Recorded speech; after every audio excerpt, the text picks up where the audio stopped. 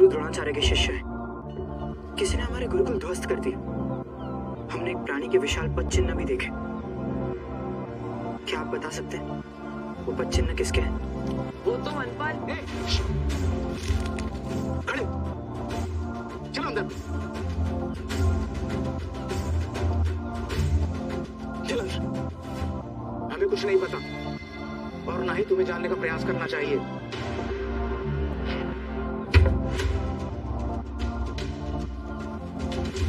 उस बालक ने अभी वनपाल कौन? कौन है ये वनपाल?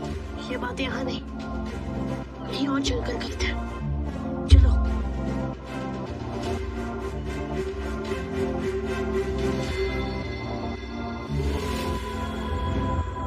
द्वारपाल द्वार की रक्षा करता है, नगरपाल नगर की रक्षा करता है।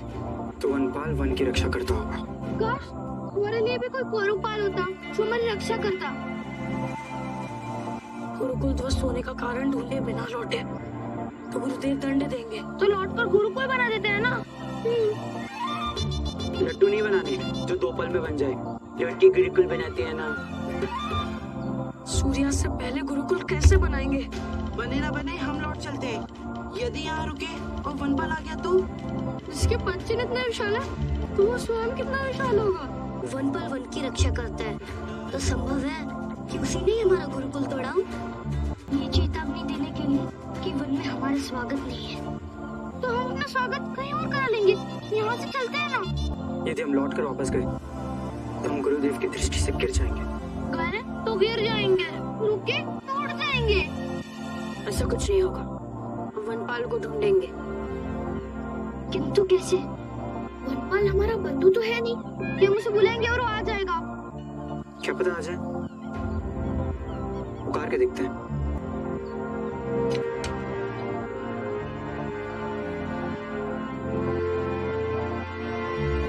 वनपाल जी प्रणाम। हम गुरु द्रोणाचार्य के शिष्य हैं। हमें संदेह है कि आपने हमारे गुरुकुल को ध्वस्त कर दिया है। यदि गुरुकुल नहीं बना तो गुरुदेव हमें कठोर दंड देंगे। आप कृपया करके हमारे सामने आके हमसे बात कर लीजिए ना। प्रणाम वनपाल जी। एक बार हमारे भोले मुख को भी देख लीजिए। जी जी, भोले मुख बनाओ। कुछ तो बोलिए वनपाल जी।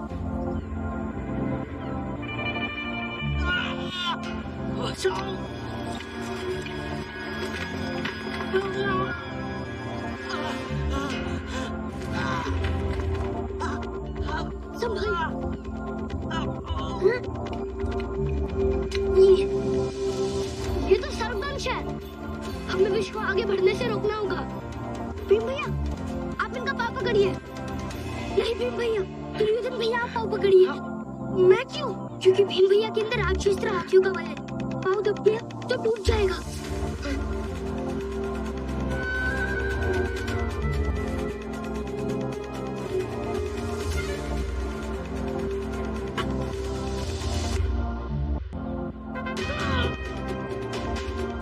हमारे भैया कितने विनम्र हैं। एक वनवासी का चरण स्पर्श कर रहे हैं। अर्जुन भैया, ब्रिज को आगे बढ़ने से रोकिए।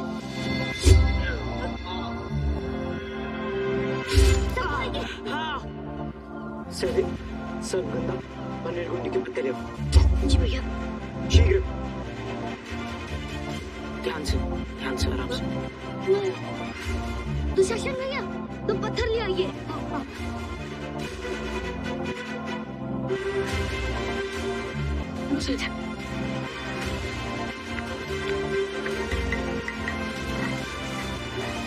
दुशासन भैया, 2 बड़े पत्ते ले आइए। लो काका थोड़ी थी ना।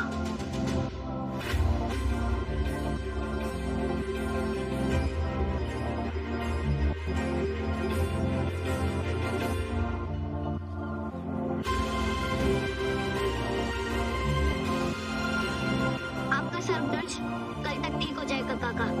आप लोगों ने मेरे प्राणों की रक्षा की। क्या मैं आप लोगों की किसी भी प्रकार की सहायता कर सकता हूँ? काका, आप बस इतना बता दीजिए कि वनपाल है कौन? वनपाल वनपाल वनपाल वनों का रक्षक है। क्या आप लोगों ने वन को किसी भी प्रकार की हानि पहुंचाई है? जी नहीं, हम तो मात्र वन में हमारा गुरुकुल बना रहे थे, किंतु किसी ने उसे ध्वस्त कर दिया।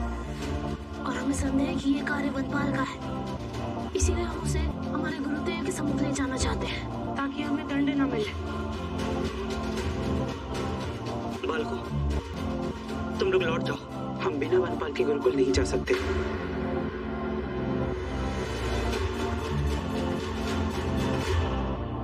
यदि तुम लोगों का यही हट है तो दक्षिण की ओर जाए। संभव है वहां पर आप लोगों को वनपाल जरूर मिल जाए।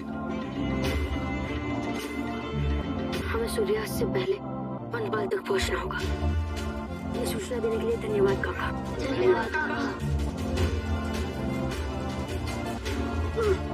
अब अपना ध्यान रखिए।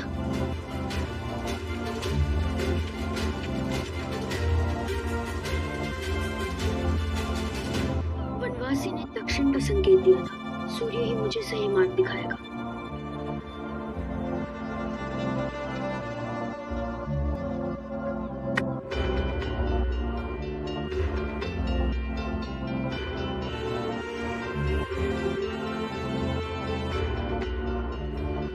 दक्षिण उधर है।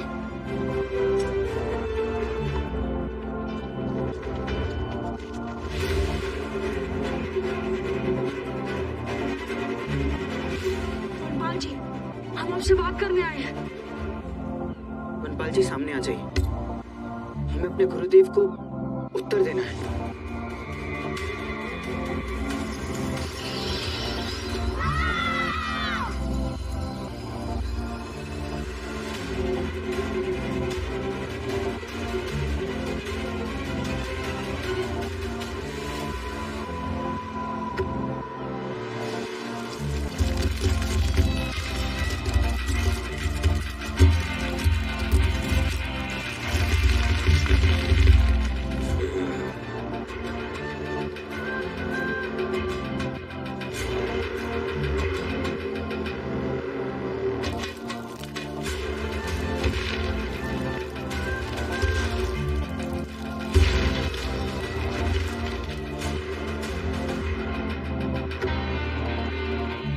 वनपाल जी, मैं हूँ वनपाल।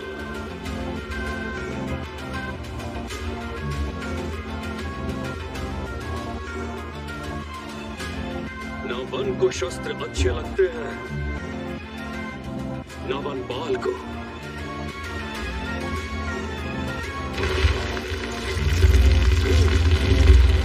हमारे शस्त्र कहाँ गए? हमारे हथियार अचानक कहाँ गायब हो गए? ये कैसे हुआ? हमें कुछ मत कीजिएगा, हम वृक्ष का बहुत सम्मान करते हैं। हम दातुन तक नहीं तोड़ते। हम अपने दांत सड़ा लेंगे किंतु किसी वृक्ष को कष्ट नहीं पहुंचाएंगे। मैं हस्तिनापुर का राजकुमार दुर्योधन तुम्हें ये उत्तर देने के लिए आदेश देता हूँ कि तुमने हमारा गुरुकुल क्यों तोड़ा।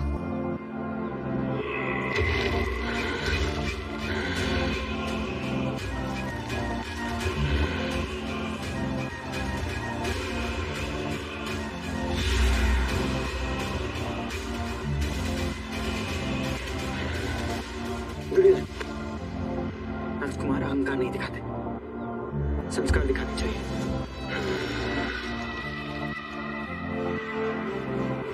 अपने अनुज की ओर से मैं आपसे क्षमा मांगता हूँ। ये आदेश नहीं है। तो क्या जिज्ञासा है? जी नहीं, प्रार्थना है। तुम्हारे भाई की विनम्रता ने तुम्हारे प्राण बचा लिए। अन्यथा अब दुर्योधन भैया को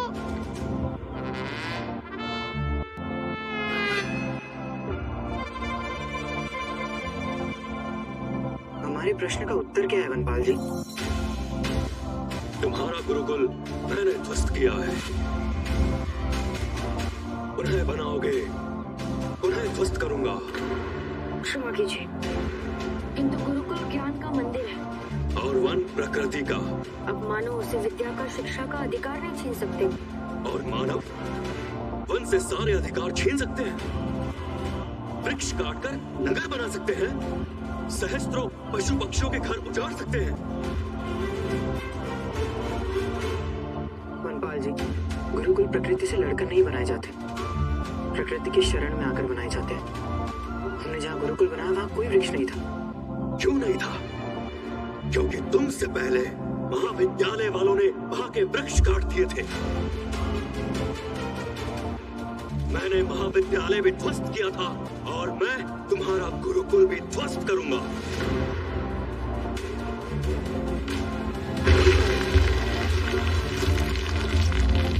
वन की रक्षा वनपाल का धर्म है। किंतु ये वन हस्तिनापुर की सीमा में आता है, इस पर हमारा अधिकार है।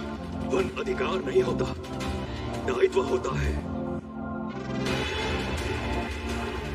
मानव समझते क्यों नहीं कि वन जीवित रहेंगे तभी नगर जीवित रहेंगे। तुम बालक हो, इसीलिए तुम्हें लौटने का अवसर दे रहा हूं। तुम हमें भयभीत नहीं कर सकते वनपाल। तुम्हें अपने बल पर बहुत अहंकार है ना बालक? अहंकार नहीं, विश्वास। मैं हिमालय पर्वत भी हिला सकता हूँ।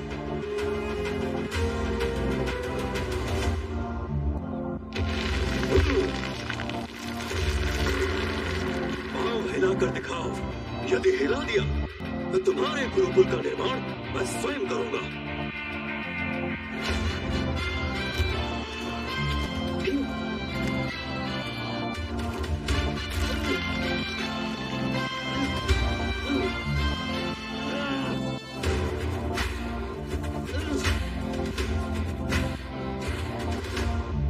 ये कैसे संभव है? मेरे अंदर 8 सहस्त्र हाथियों का बल है। मेरे अंदर प्रत्येक वृक्ष की दृढ़ता है, प्रत्येक जड़ का संकल्प है, प्रत्येक प्राणी की शक्ति है। तुम्हारे 8 सहस्त्र हाथियों का बल यहाँ पर धूल बराबर है बालक। तुम्हें अभी जीवन में बहुत कुछ सीखना है।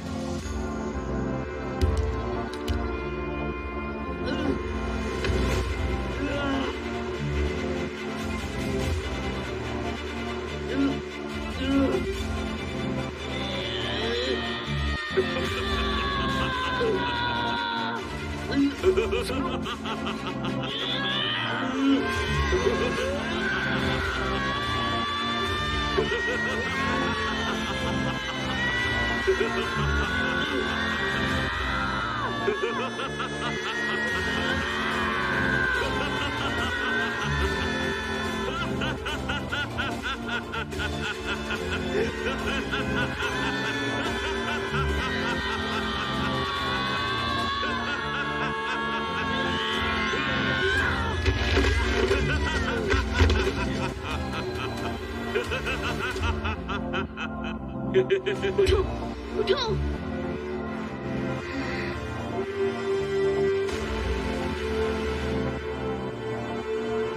मनुष्य को प्रकृति की प्रत्येक शक्ति के सम्मुख नतमस्तक होना ही पड़ता है, चाहे वो वर्षा हो, धूप हो या आप हो। अब कृपया करके हमें बताइए, हमसे जो अपराध हुआ हम उसका निवारण कैसे करें? वन मानव की आवश्यकता पूरी करने के लिए, उसका लोभ पूरा करने के लिए नहीं।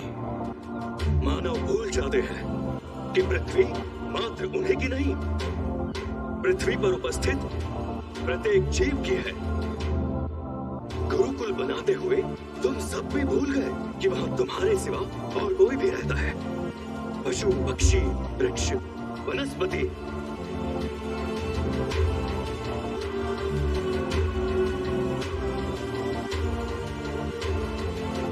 हम सबसे भूल हो गई।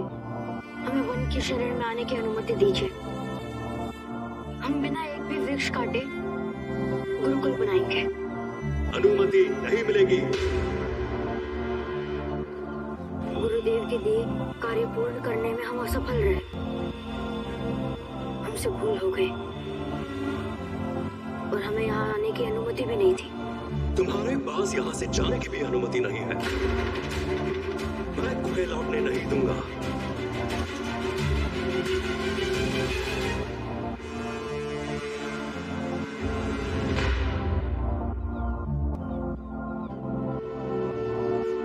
पहले मुझे और दीजिए माता, मुझे बहुत भूख लगी है। माँ, हमें भी अपने हाथों से खिलाइए ना। हाँ देखिए, भीम भैया सब अकेले ही खा जाएंगे। माँ, आप हमारे बिना कभी भोजन नहीं करती। काकी, आपने प्रातःकाल से कुछ नहीं खाया? कैसे खाऊं दुशाला? अन्न का हर दाना पूछता है। क्या तुम्हारे पुत्रों ने भोजन किया होगा कुंती? जल की हर बूंद प्रश्न करती है, कहीं तुम्हारे पुत्र प्यासे तो नहीं होंगे? और जब तक इन प्रश्नों के उत्तर नहीं मिल जाते, माँ भोजन कैसे कर सकती है? काकी, प्रश्न यहाँ है और उत्तर गुरुकुल में। आपको कैसे मिलेंगे? सोचिए, आप उनकी चिंता में भूखे बैठिए। यदि वो भी आपकी चिंता में भूखे रहने लगे तो? मैं तुम्हारा तर्क समझती हूँ दुशाला, किंतु माँ का मन कोई तर्क नहीं मानता। दुशाला, पितामह, देखिए ना, काकी भोजन नहीं कर रहे।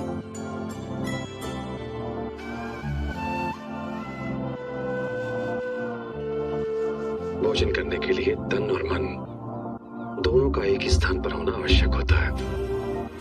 माँ तो यहाँ है, किंतु माँ का मन वहाँ गुरुकुल में बालकों के पास है। तो आप समझाइए ना काकी को। मैं क्या समझाऊं पुत्री? जब अपने प्रपोत्रों की सुध आती है तो ये अजय भीष्म अपने अश्रुओं से पराजित हो जाता है।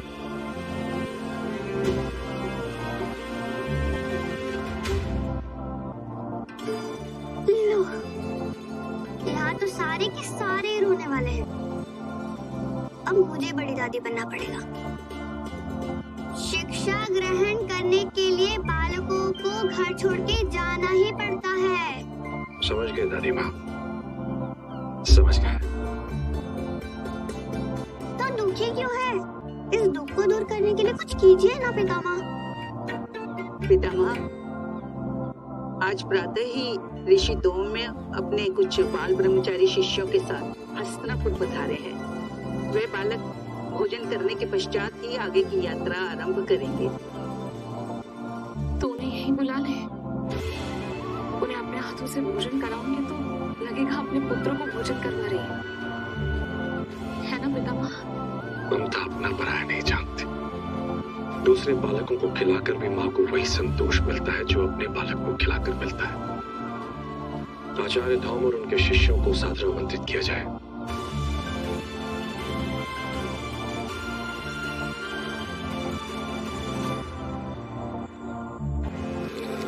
अब प्रकृति स्वयं तुम्हें मेरी शक्ति का एहसास कराएगी।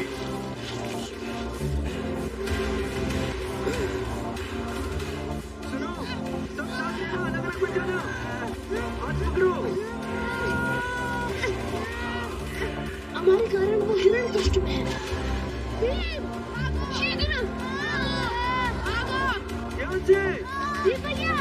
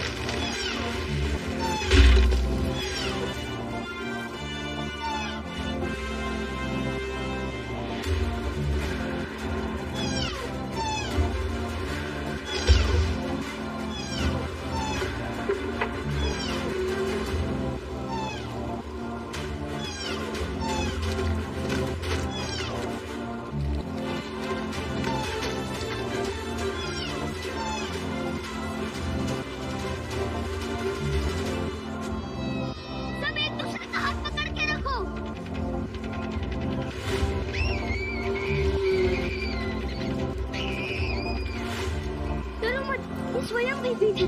चलो।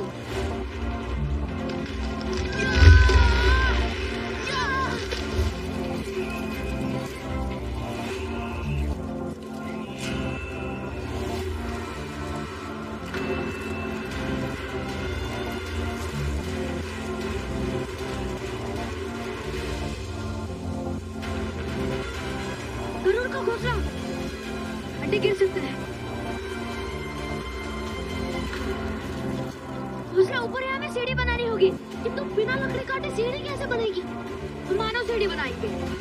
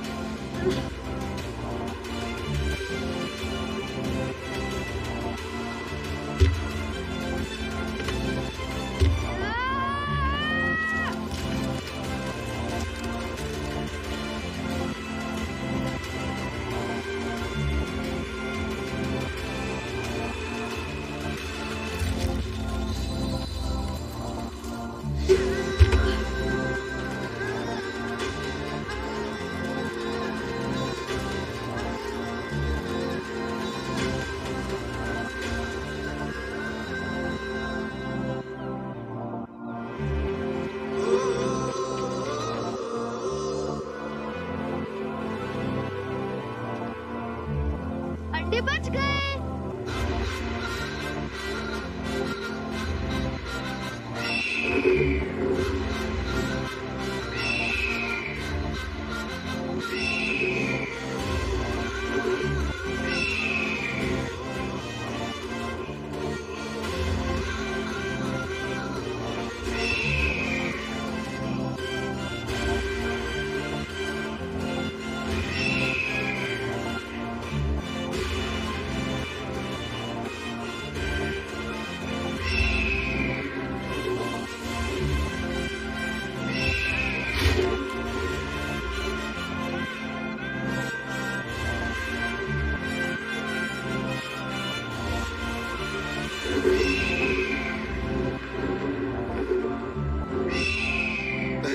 मानवों को पशु पक्षियों के घर की रक्षा करते हुए देखा है।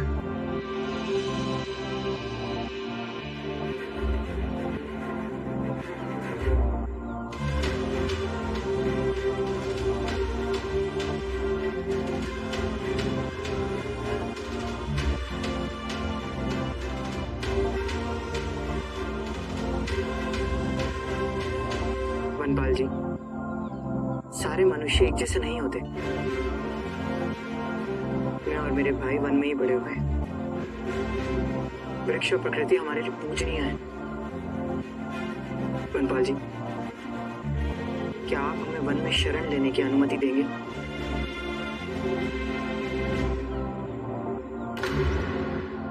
पहली बार मनुष्य ने प्रकृति से अनुमति मांगी है। सदा ऐसा ही रहना वत्स। वन वृक्ष पशु पक्षियों को भी अपना परिवार समझना। वो परिवार जिसके साथ तुम एक घर में रहते हो। कौन सा घर?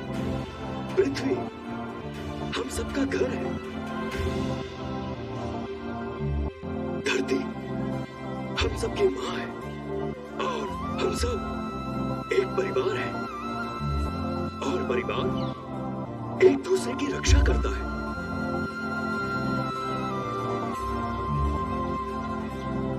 अपने लाभ के लिए एक दूसरे को काटने का पाप नहीं करता। मैं तुम्हें गुरुकुल बनाने की अनुमति देता हूं, किंतु उसके स्थान पर मुझे एक वचन चाहिए। तुम में से प्रत्येक अपने नगर लौटकर वहां 10 वृक्ष लगाएगा।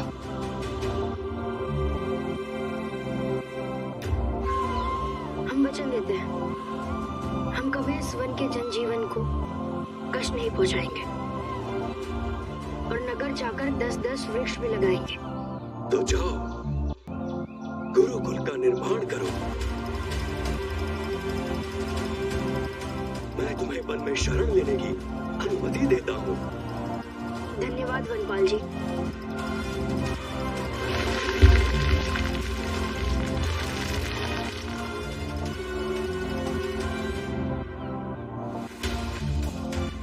आज हमने कौरवों के साथ मिलकर इस वन को बचा लिया।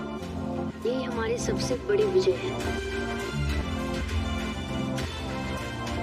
काश आज पितामह यहाँ होते, हम 105 भाइयों को देखकर कितना गर्व करते। शिष्य को सदैव इस बात के प्रति कृतज्ञ रहना चाहिए कि गुरु ने उसे अज्ञान के अंधकार से निकालकर प्रकाश की ओर अग्रसर किया। गुरु का आदर केवल शिक्षा काल तक नहीं बल्कि जीवन के अंतिम क्षण तक अनिवार्य है। जो शक्ति मुट्ठी में होती है वो उंगलियों में नहीं, जो गहराई सागर में होती है वो लहरों में नहीं होती। निर्णय तुम सबको लेना है, तुम्हें मात्र एक लहर बनना है या गहरा सागर।